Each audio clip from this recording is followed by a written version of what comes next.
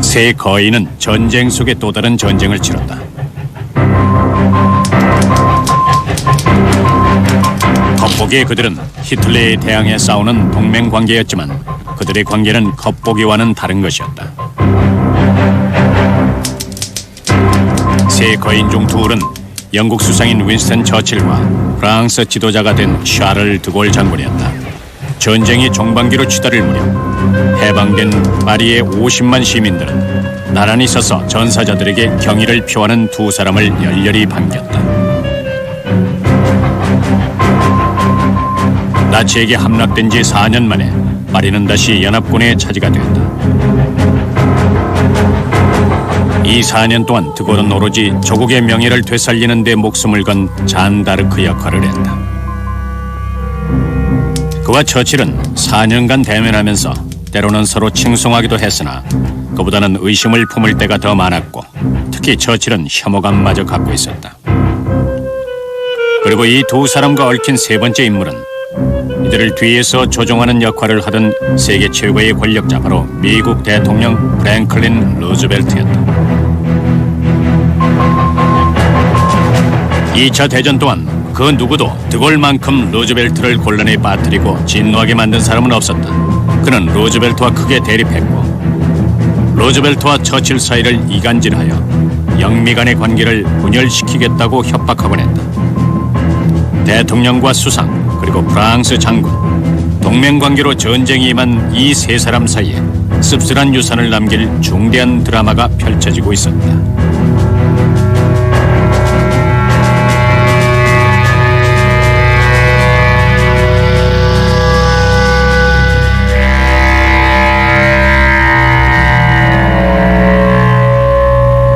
(1940년 6월의) 결정적인 열흘간이 바로 이들이 펼칠 드라마의 배경이 됐다.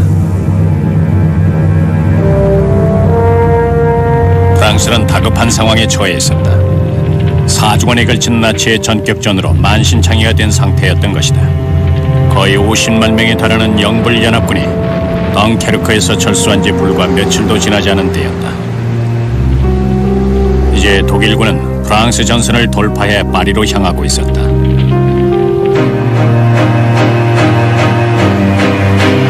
6월 9일 젊은 프랑스 장군 샤를 드골은 런던에 도착한다. 그는 나흘 전 국방차관으로 임명되면서 프랑스 정부에 합류한 터였다. 드골의 임무는 영국의 스핏파이어와 하리케인 전투부대가 전투에 참가하도록 윈스턴 처칠 영국 수상을 설득하는 것이었다. 그러나 처칠은 거절했다. 그는 프랑스가 질 것이라는 걸 알고 있었던 것이다. 그러나 처칠의 개인 비서 존 콜빌의 일기에도 나와 있듯이 드골은 처칠에게 깊은 인상을 남겼다. 드골이라는 젊은 장군이 있는데 윈스턴은 그를 높게 사고 있음에 틀림없다. 다음 날인 6월 10일 이태리의 독재자 베니토 무솔리니는 영국과 프랑스를 상대로 선전포고를 한다. 영국과 프랑스로서는 엎친 데 덮친 격이었으나 바로 이것을 계기로 새로운 희망이 싹튼다. 수천 마일 떨어진 워싱턴에서 무솔리니의 적대적 행위를 규탄하고 나선 것이다. 루즈벨트 대통령은 여러 주 동안 무솔리니로부터 이태리는 참전하지 않을 것이라는 확답을 구하려 애를 써왔다. 그러다 마침내 거절당하자 루즈벨트는 바로 그날 밤 무솔리니에게 자신의 분노를 표현한다. On this 10th day of June 1940, the hand that held the dagger has struck it into the back of its neighbor. 처칠은 루즈벨트에게 1차 대전 이후로 항구에서 썩고 있는 구축함을 즉시 임대해 주도록 요청한 바 있다. 지금까지 루즈벨트는 영국과 거리를 유지해 왔으나 무솔리니의 선전포고 이후 마침내 그가 도움의 손길을 뻗으리라는 것은 자명해졌다. We will extend to the opponents of force the material resources of this nation. 처칠에게 마침내 서광이 비치는 듯했다. 다음날 그는 루즈벨트에게 보낸 전보를 통해서 우리 모두는 어제 저녁 각하의 연설을 듣고 그 당당함에 마음이 든든해졌습니다. 프랑스가 전쟁을 계속할 수 있도록 모든 조처를 강구해야 합니다. 라는 뜻을 전했다. 그날 오후 처칠은 도버 해협을 건너 파리에서 퇴각해 프랑스 중부 투르 부근에 임시로 거처하고 있는 프랑스 지도자들을 만난다. 그의 눈에 비친 몇몇 인물은 패배의식이 지배적이었고 특히 84살이 된 1차 대전의 영웅 필립 페탱이 가장 그러했다. 프랑스 최고 사령관 막심 웨이강 장군 역시 모든 게 끝났으며 히틀러에게 항복하는 일만 남았다고 자포자기한 상태였다. 그러나 프랑스 수상 폴 레이노만은 계속 저항하길 바랬다. 다음날 런던으로 돌아온 처칠은 다시 한번 루즈벨트에게 간청하면서 드골의 이름을 처음으로 언급한다. 레이노는 전쟁을 계속하자는 의견이며 그에게는 드골이라는 야심찬 젊은 장군이 있습니다. 각하께서 공적으로나 혹은 사적으로 프랑스 측에 하실 말씀이 있다면 바로 지금이 적기입니다. 이에 대해서 6월 13일 루즈벨트는 레이노를 지지한다는 내용의 메시지를 보냈다. 미국 정부는 동맹국들이 시급히 필요로 하는 모든 물자를 공급할 수 있도록 힘이 닿는 모든 조처를 취하고 있습니다. 프랑스와 영국군의 장엄한 저항은 미국인들에게 큰 감명을 주었습니다. 같은 날 처칠은 다시 한번 프랑스로 날아간다. 약해질 대로 약해지고 의견마저 분분한 지도자들 사이에서 그는 강인한 인상을 남긴 한 사람을 주목한다. 훗날 처칠은 이렇게 썼다. 나는 강인하고 무표정하게 서 있는 드골을 보았다. 그와 인사를 나누며 나는 불어로 속삭였다. 롬 두 데스탱. 두 사람 중 누구도 장차 자신들의 운명이 가져올 비통함을 알 리 없었다. 그러나 현재 위태로운 건 프랑스의 운명이었다. 처칠은 루즈벨트가 레이노에게 보낸 사적인 메시지만으로 충분하지 못하다는 걸 알고 있었다. 프랑스가 전쟁을 계속 수행할 수 있도록 하기 위해서는 루즈벨트 대통령이 중립적이고 평화적 입장을 취했던 미국의 태도를 바꿔 참전할 수 있다는 의사를 대외적으로 표명해야 했다. 대통령 각하, 저는 이 메시지가 내일인 6월 14일 반드시 공표돼서 세계사의 방향을 바꾸는 데 결정적인 역할을 해야 한다는 말씀을 전하는 바입니다. 다음날 루즈벨트는 답하기를 본인의 메시지는 동맹국을 지지하여 미국 정부가 군사적 개입을 한다는 뜻이 전혀 아니었습니다. 따라서 본인의 메시지를 공표해달라는 귀하의 요구에 응할 수 없음을 유감으로 생각합니다. 많은 것을 기약하는 듯한 6월 10일의 감동적인 연설 후에 따라온 루즈벨트 대통령의 이러한 회답은 가장 큰 위기를 겪고 있던 처칠과 레이노의 기대에 크게 어긋나는 일이 아닐 수 없었다. 이제 프랑스와 영국의 운명은 스스로의 손에 달려 있었고 6월 16일 런던으로 다시 날아간 샤를 드골을 중심으로 엄청난 드라마가 펼쳐진다. 그와 처칠은 프랑스의 항복을 막기 위한 마지막 모험으로서 프랑스와 영국이 합병한다는 뜻밖의 생각에 동의한 것이다. 그러나 드골이 프랑스로 돌아가는 동안 합병 제의는 프랑스 내각에 의해 폐기됐고 페탱이 새로운 프랑스 지도자로 임명된다. 그는 내각에 말하기를 영국과의 합병은 송장과의 융합과 마찬가지라고 한다. 페탱은 즉시 평화사절단을 히틀러에게 보낸다. 6월 17일 히틀러는 프랑스의 항복을 공표했다.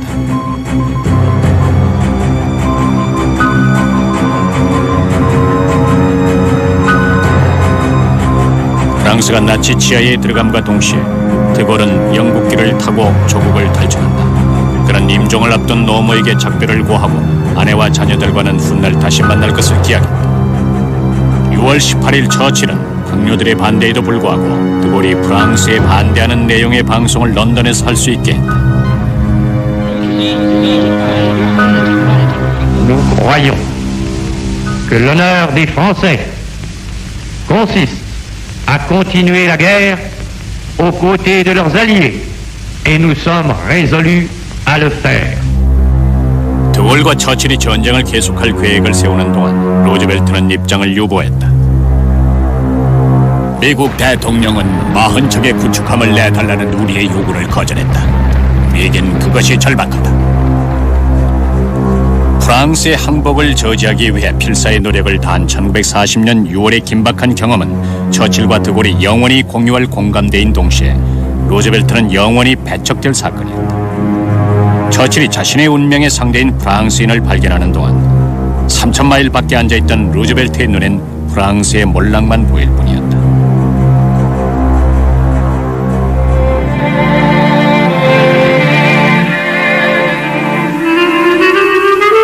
당시 세 사람은 서로에 대해서 거의 아는 게 없었다.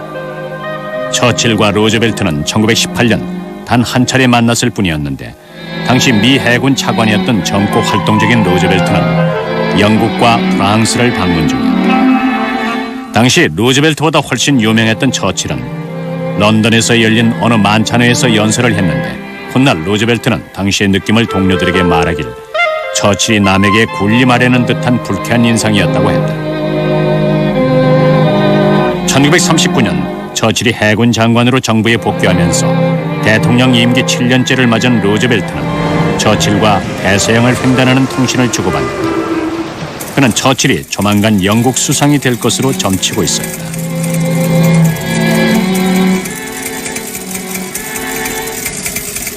그러나 두 사람이 직접 대면한 일은 없었고 따라서 상호 신뢰도 싹트지 못했다. 두 사람은 기질적으로도 매우 달랐다. 처칠은 따뜻하고 감정적이어서 쉽게 분노하고 쉽게 용서하는 타입이었다. 반면 루즈벨트는 표면적으로는 온화해 보였으나 사람을 쉽게 가까이 하지 않고 극히 일부하고만 친한 타입이었다. 무엇보다도 그는 필요하기 전엔 절대 자신의 카드를 내놓지 않는 계산이 치밀한 정치인이었다. 이제 프랑스가 함락되자 많은 사람들은 루즈벨트에게 영국도 프랑스와 마찬가지로 히틀러에게 항복할 것이라고 말했고 그는 가만히 기다리며 지켜볼 뿐이었다. 아무리 주변을 둘러봐도 혼자뿐이라는 걸 깨달은 처칠은 그래도 드골만은 싸울 용기가 있는 동맹임을 확신할 수가 있었다. 드골을 잘 알지는 못하지만 자신의 직감을 믿었던 처칠은 6월 27일 그에게 이렇게 말했다. 당신은 혼자요. 나는 당신이 혼자임을 알아보았소. 드골은 자유 프랑스의 지도자가 됐다. 그러나 영국 외무차관 알렉산더 캐도건이 동료에게 말했듯이 영국의 권력층에게 이 프랑스 장군은 수수께끼 인물이었다. 나는 드골에 관해 아는 게 없다. 다만 그가 파인애플 같은 머리와 여자 같은 엉덩이를 가졌다는 것밖에는. 하지만 몇 가지는 분명했다. 우선 드골은 용감했다. 그는 1차 대전에서 5차례나 부상을 입은 바 있으며 프랑스군 고위사령부와는 달리 기계와 전투에 관한 저서를 집필했을 정도로 현대화된 군인이었다. 1940년 5월 그는 나치의 전격전에 대항해 유일하게 성공적인 반격을 펼친 프랑스 장군이기도 했다.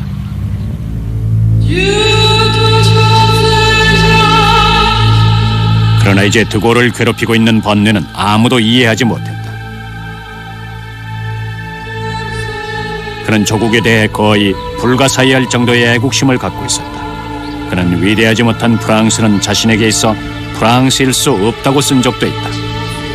그러한 프랑스의 패배는 드골의 여생의 그림자를 드리울 만큼의 참담함으로 다가온다. 프랑스의 수치가 곧 그의 수치였고 조국의 명예를 되찾는 길만이 그의 명예를 되찾는 길이었다. 그가 뒤로 하고 떠난 프랑스는 정복된 나라였다. 히틀러와의 휴전 협정에 따라 파리를 포함한 프랑스 북부의 3분의 2는 나치가 점령했다. 남쪽으로 3분의 1은 페탱의 파시스트 정권이 들어섰으나 그것은 나치의 꼭두각시나 다름없었다. 남부 프랑스의 수도는 온천 도시 비시로 정해졌다. 드골의 눈에 비시의 지도자들은 히틀러에게 나라를 갖다 바친 역적이나 다름없었다. 반면 그들의 눈에 드골은 조국을 버린 반역자였다. 비시 정권은 프랑스를 떠난 그에게 사형 선고를 내렸다. 초창기에는 조국을 버리고 드골과 합세하려는 프랑스인은 몇 안 됐다. 그들 대부분은 클로드 부시네 세렐 같은 매우 젊은 청년들이었다. I refused the idea that we would stop fighting. We had an empire, we had a navy, we had good planes, we had gold, we had every reason to fight on.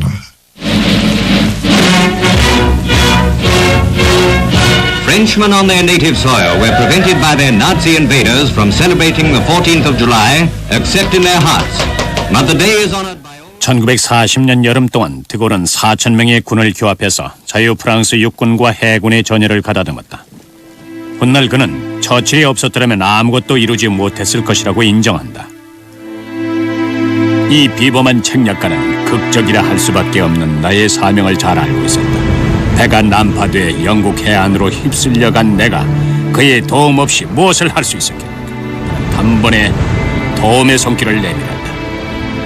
처칠은 기꺼이 드골을 받아들였고 주말에 함께 지내도록 초청하곤 했다. 두 사람은 잘 어울렸으나 드골에게서 인간적인 우정은 부적절한 것이었다.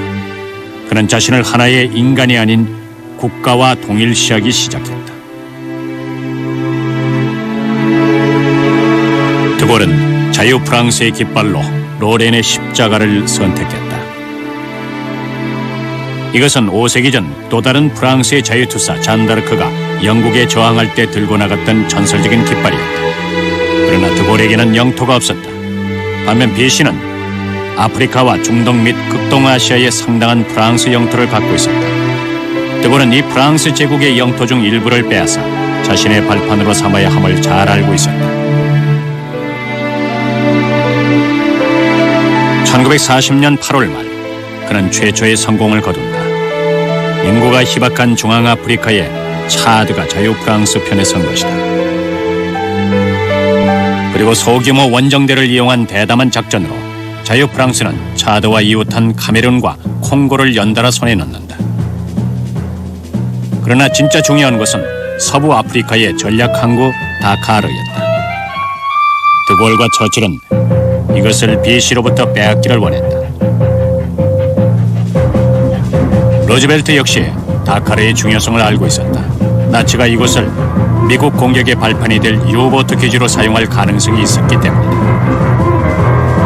8월 8일 처칠은 영국 각군 참모총장에게 원정을 준비하도록 지시한다. 그는 드골에게 장차 전개될 다카르 원정을 이렇게 표현했다. 어느 날 아침 다카르는 슬프고도 불확실하게 깨어난다. 그러나 보라, 떠오르는 태양이 수백 대의 조남과 수송선 그리고 거대한 함대로 뒤덮인 수평선을 비추는 것을 그곳 사람들은 보게 되리라. 처칠의 웅대한 계획은 다카르 사람들을 압도해 드골이 무혈 항복을 받아낼 수 있도록 하려는 의도였다. 그러나 머지않아 이것은 환상에 지나지 않음이 입증됐다. 영국군 참모총장들에게서 암호명 골칫덩이로 불리는 다카르는 부차적인 문제였다. 당시 그들의 모든 관심은 영국 전쟁에 가 있었고 독일 공군에 대항하느라 여념이 없었다. 따라서 다카르에 할당된 병력은 소규모인데다가 느리기까지 해서 처칠의 웅대한 구상에 훨씬 못 미치는 것이었다. 문제는 또 있었다. 다카르 작전은 비밀에 붙이기로 돼 있었으나 한 영국 해군 장교가 이렇게 회고할 정도였다. 나는 리버풀 부두에서 목적지가 어딘지 다 들었다. 뭐 비밀이랄 것도 없었다. 그러나 원정이 시작되면서 낙관론이 대두되기 시작했다. 다카르행 선상에는 처칠의 절친한 친구인 에드워드 스페어스 장군이 타고 있었는데 그는 드골을 상대하는 처칠의 대리인 역할을 하고 있었다. 1940년 9월 4일 이 예측 불가능한 모험에는 고려해야 할 것도 준비해야 할 것도 많다. 하지만 선상은 즐겁고 가벼운 분위기다. 그러나 곧 BC 전함 6척이 바로 영국 코앞에 있는 지브롤터 해협을 지나 다카르에 도착했다는 소식이 런던에 도달한다. 1940년 9월 16일 정오 작전실의 강요휘 프랑스 전함이 다카르에서 우리에게 선수쳤다. 작전은 취소했다. 처칠은 전시 내각에 이것은 큰 실수라고 말한 후 원정을 취소시키라는 명령을 내렸다. 그러나 드골과 현장에 있던 영국군 사령관들은 작전을 계속하길 원했다. 1940년 9월 17일 드골은 다카르 원정 포기에 실망했다는 전보를 보내왔다. 그는 육로를 이용해서 다카르로 진군할 것임을 분명히 했다. 이틀 후 처칠은 마음을 바꿔서 될 대로 내버려 두라고 말한다. 작전은 다시 계속된다.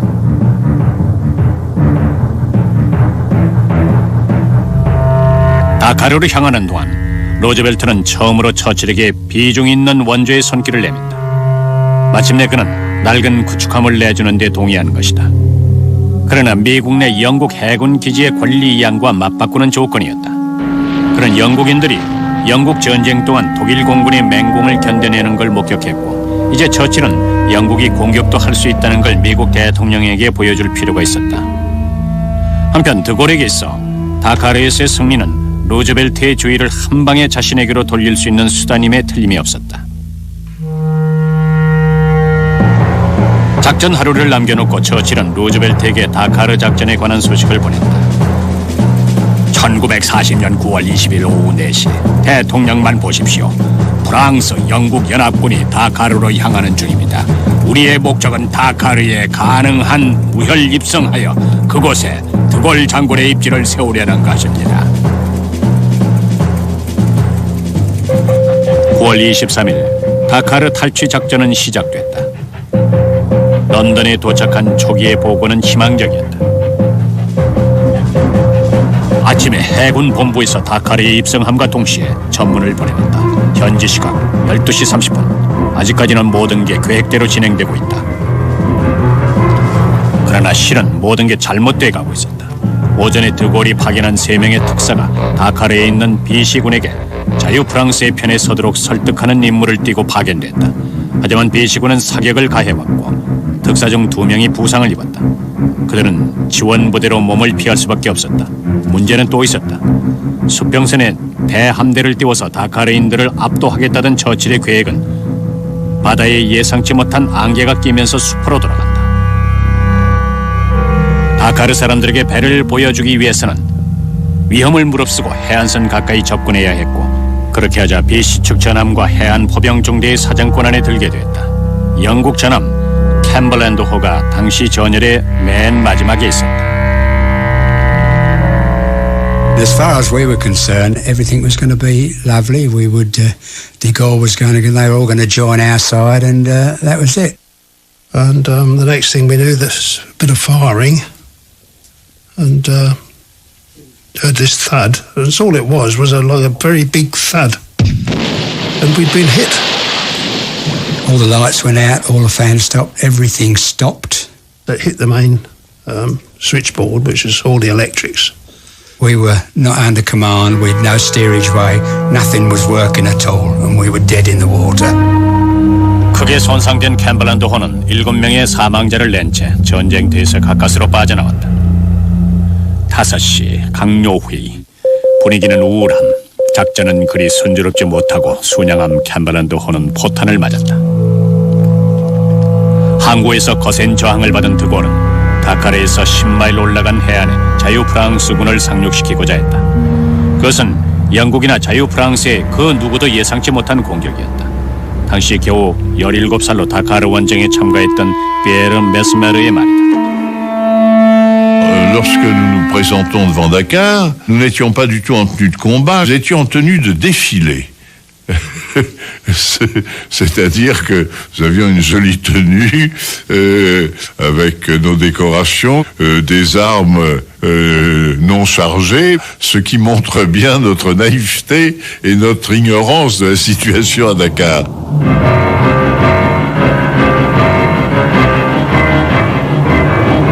실수는 그뿐만이 아니었다. 자유 프랑스의 상륙을 엄호하기로 돼 있던 영국 전함은 랑데부에 실패하고 오히려 비시의 순양함이 가까이 다가온 것이다. 비시군은 자유 프랑스군에게 발포한다. 프랑스인끼리의 싸움을 무엇보다도 피하고 싶었던 드골은 자유 프랑스군에게 철수 명령을 내린다. 점점 절망적인 소식이 런던에 도착했으나 처칠은 고집을 굽히지 않았다.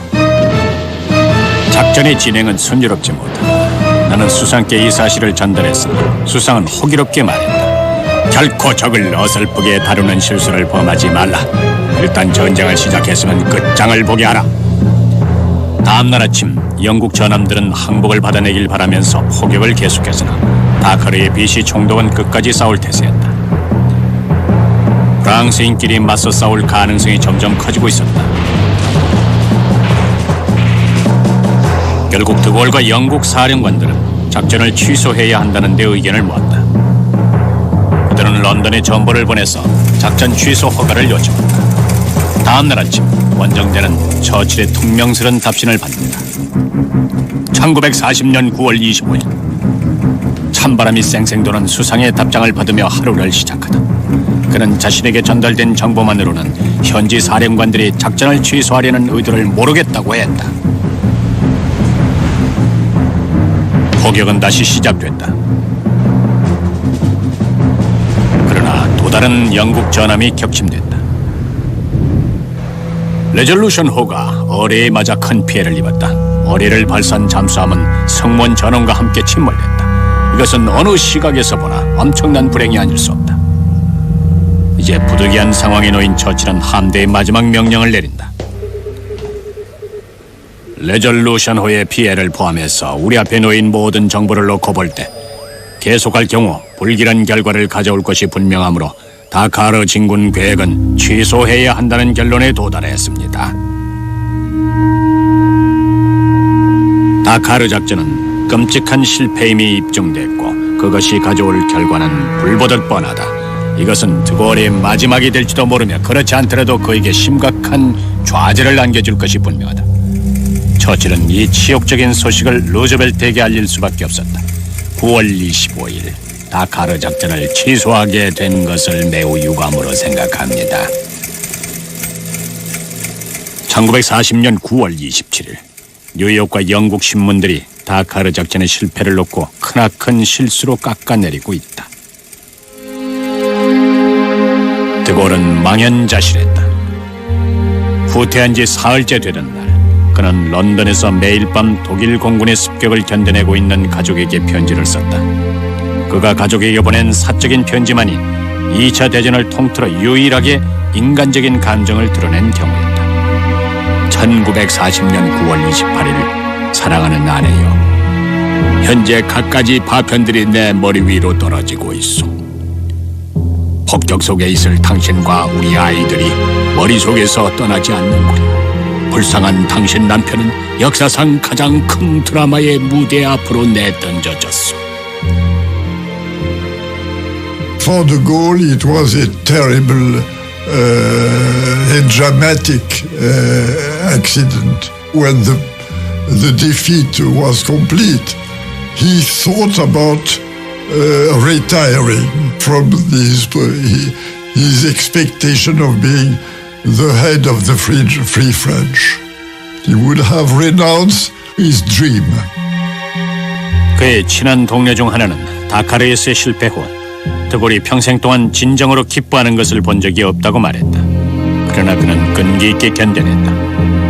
Something which never changed in de Gaulle was his refusal of considering the past. He was only interested by the future. I noticed the same attitude during every crisis. 더욱 중요한 것은 다카르 작전을 뒤에서 추진했던 처칠이 드골에 대한 신의를 저버리지 않았다는 것이다. 다른 정치인 같았으면 충분히 책임을 전가했을 상황이었다. 하원에서 맹렬한 질타를 받은 처칠은 드골에 대해 이렇게 말했다. 우리는 그가 복잡한 난국에 대처하는 것을 보면 볼수록 그를 점점 더 높이 평가하게 됐습니다. 영국 정부는 프랑스가 다시 수복될 때까지는 드골 장군의 대의를 저버릴 의도가 전혀 없습니다. 프랑스라는 보다 큰 대의를 달성하기 위해서 말입니다.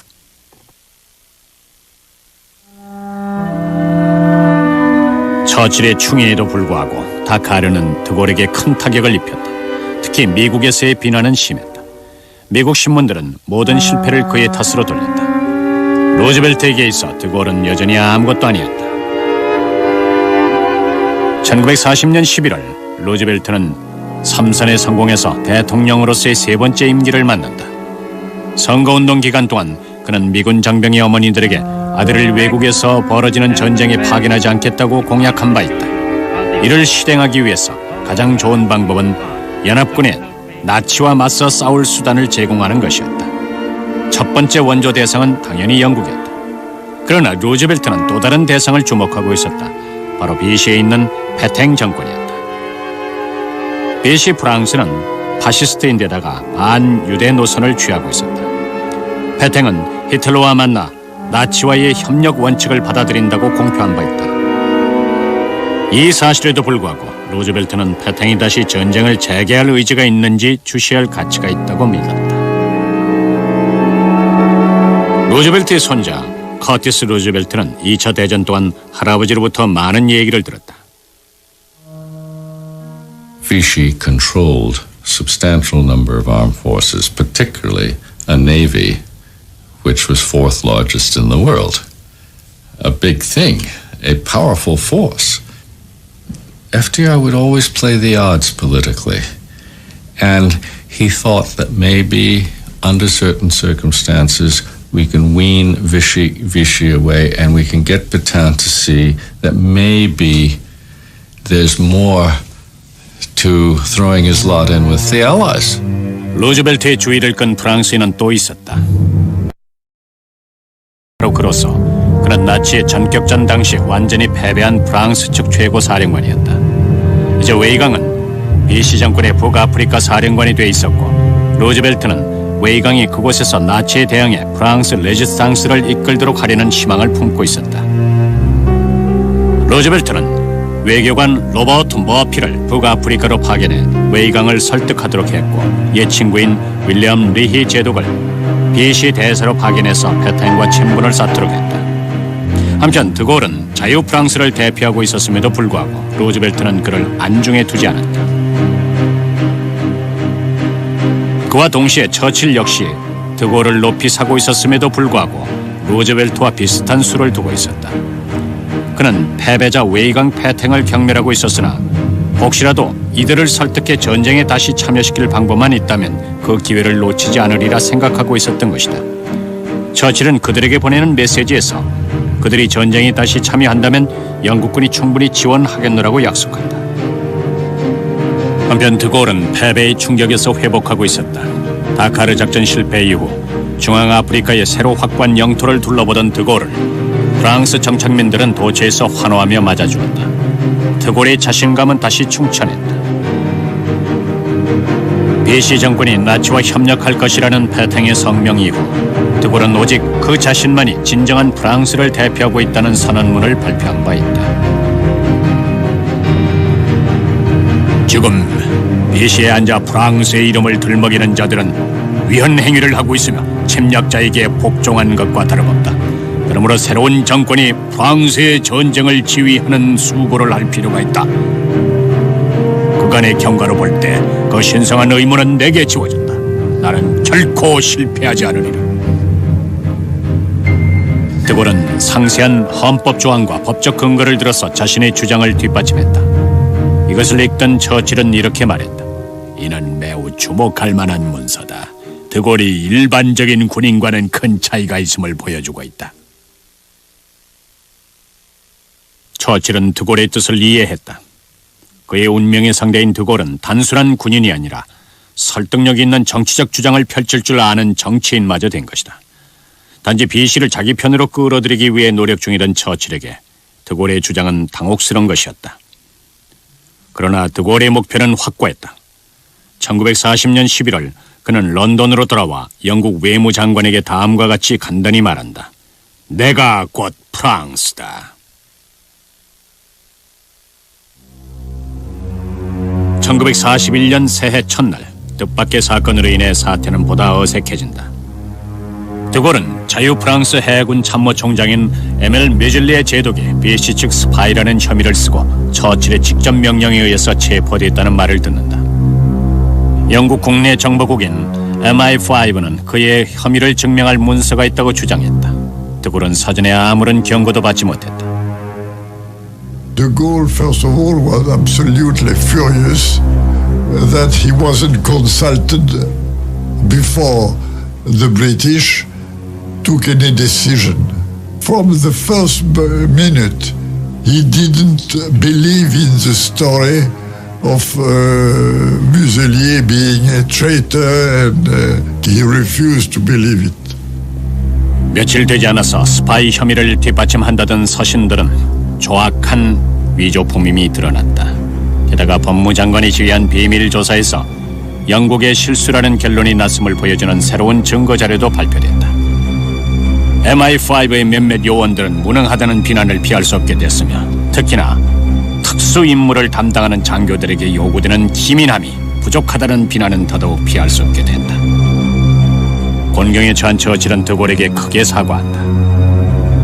그러나 말로 무마할 수는 없었다. 드골은 즉시 칼튼 가든에 있는 자유프랑스 본부의 직원을 일개 한여에 이르기까지 영국인이 맞지 못하도록 조처를 취한다. 이러한 극단적인 반응은 드골의 마음속에 깊숙이 자리하고 있던 영국인에 대한 불신을 나타낸 최초의 징후였다.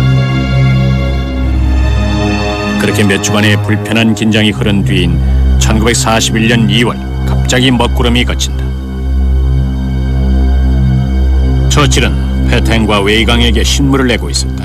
두 사람 다 처칠의 제안에 반응이 없자 처칠은 외무성에 이렇게 말한다. 우리는 웨이강에게 후한 제안을 했으나 아무런 반응이 없다. 지금까지 이 사람들은 최소한의 기품이나 용기도 보여주지 못했다. 이제 드골과 자유 프랑스 운동에 대한 냉대를 끝날 때가 됐다. 영국을 위해 그 무엇보다도 한 것이 있는 자는 그들이 유일하며 드골은 현 시점에서 우리가 택할 수 있는 최선의 프랑스인이다. 그러나 여전히 BC 정권에 대한 기대를 저버리지 않은 루즈벨트는 웨이강에게 나치에 대항할 장려책으로 경제 원조를 제안한다. 루즈벨트가 BC를 택한 반면 처칠과 드골은 한 배에 타고 BC에 대항하는 모험을 감행한다. 이들의 목표는 BC 통치하에 있는 시리아와 레바논이었다. 6월 초 BC가 독일 공군에게 시리아를 기지로 사용하는 걸 허락한 후 처칠은 영국과 자유프랑스 합동군의 침략을 명령한다. 늘 그랬듯이 처칠은 이번에도 루즈벨트를 배제하지 않았다. 6월 7일 우리는 독일군이 더 이상 침투할 수 없도록 내일 아침 시리아에 진입합니다. 드골의 자유프랑스군도 우리와 함께 가겠지만 선봉에 서진 않을 것입니다. 영불연합군이 시리아에 진격할 때도 처칠은 드골이라는 시한폭탄이 폭발을 기다리고 있다는 사실을 거의 깨닫지 못했다. 드골은 영국이 기회만 있으면 프랑스 제국의 영토, 그 중에서도 특히 중동 지방을 갈취할 것이라 배우고 자란 사람이었다. 제1차 대전이 끝난 후 시리아와 레바논은 프랑스 위임 통치에 들어간다. 드골은 영국이 아닌 프랑스가 이들 국가를 감독하도록 해야 한다고 단단히 믿고 있었다. 당시 자유프랑스 위인 부대 소속의 피에르 메스메르는 시리아 작전이 시작되기 전에 있었던 드골의 브리핑을 지금도 기억하고 있다. Général de Gaulle explique qu'il y a encore beaucoup d'officiers anglais qui ont connu Lawrence au Moyen-Orient pendant la Première Guerre mondiale et qui ne pensent qu'à une chose, c'est à reconstituer le rêve de Lawrence au Moyen-Orient.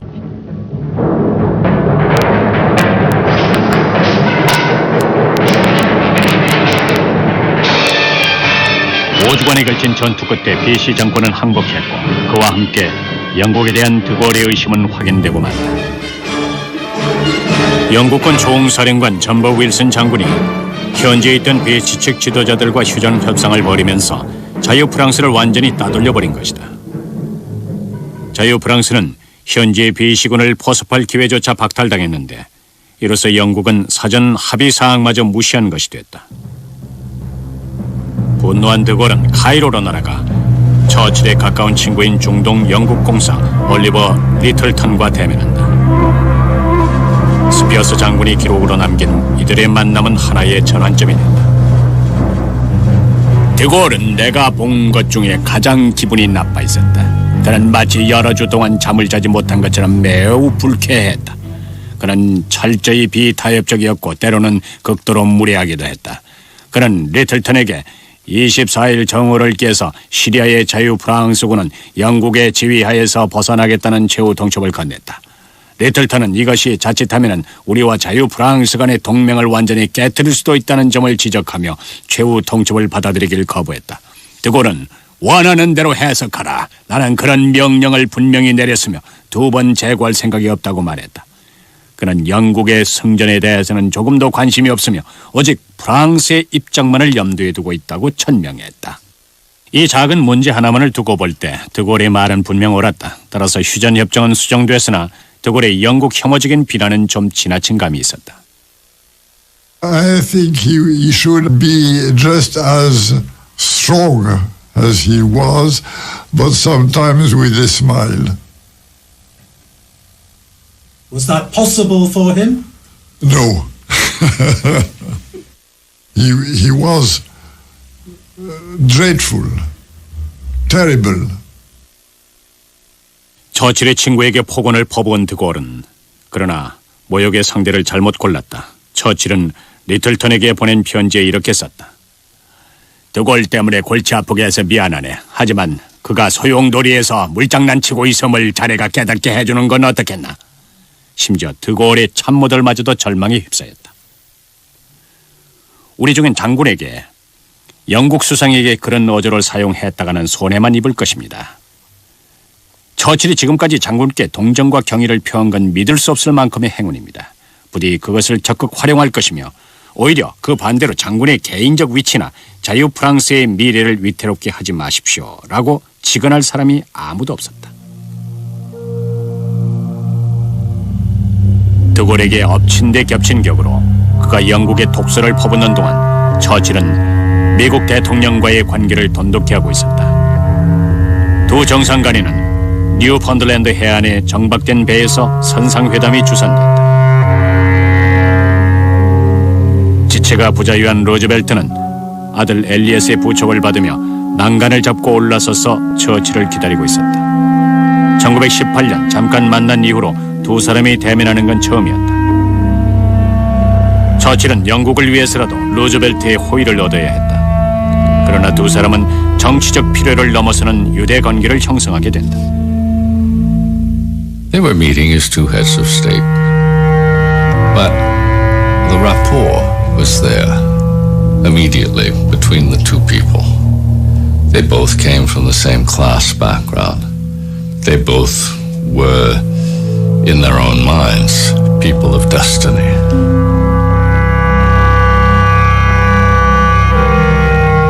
불과 1년 전 처칠이 운명의 상대로 여겼던 드골은 돌이킬 수 없는 실수를 범하고 만다. 드골은 시카고 데일리 뉴스 조지 웰리 기자와의 인터뷰에서 영국 정부가 어째서 자유 프랑스를 정식 프랑스 정부로 완전히 인정하지 않느냐는 질문을 받고서는 분별 없는 모습을 그대로 드러내고 만다. 영국은 현재 비시 정부를 매개로 하고 히틀러와 타협하고 있습니다. 비시는 프랑스인들을 종속 상태로 유지함으로써 히틀러에게 충성하고 있으나 동시에 프랑스 함대를 히틀러의 수중에서 벗어나게 함으로써 영국의 비위도 맞추고 있음을 잊어서는 안 됩니다.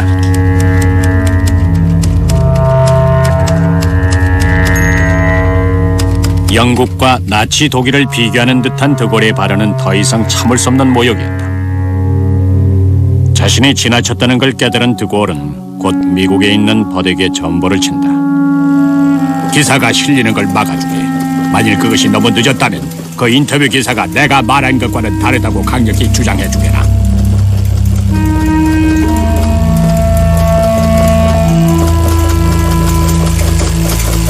이틀 후 점점 절망에 빠져가던 드골은 다시 전보를 친다.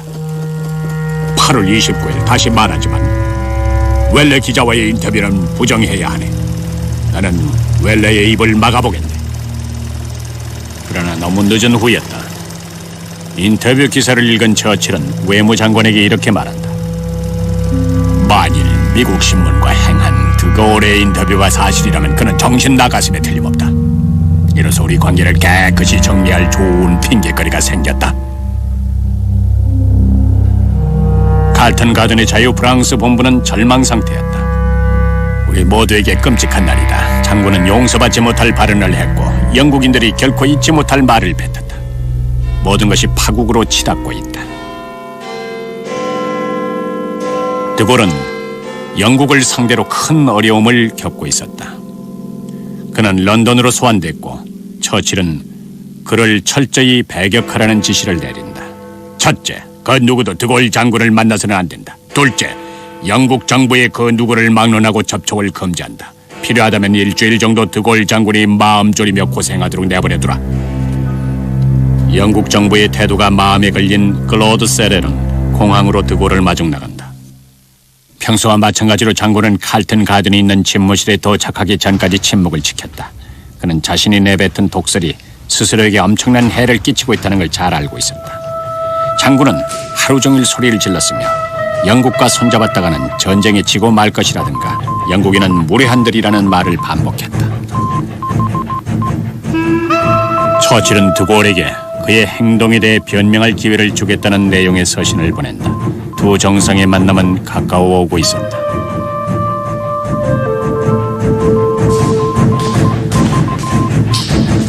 (1941년 9월 12일) 오후 3시가 되기 직전 드골 장군은 칼튼 가든을 떠나 다우닝가 10번지로 향한다. 처칠의 개인 비서였던 존 콜빌에게도 지시사항이 내려온다.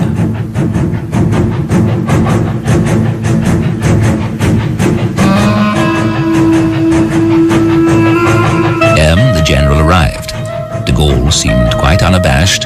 He walked to his chair, sat down, gazed at the Prime Minister, and said nothing. 두 사람의 만남은 형식적인 환대로 시작된다. 1시간이 지나자 나는 두려워지기 시작했다. 대화를 엿들으려 했으나 아무것도 들리지 않았다. 아마 서로의 목을 졸랐는지도 모르겠다. 바로 그때 벨이 울려 들어갔더니 두 사람은 나란히 앉아 우호적인 표정을 짓고 있었다. 드골은 수상의 시가를 한 대 피워 물고 있었는데 그건 분명 전략적 의도였다.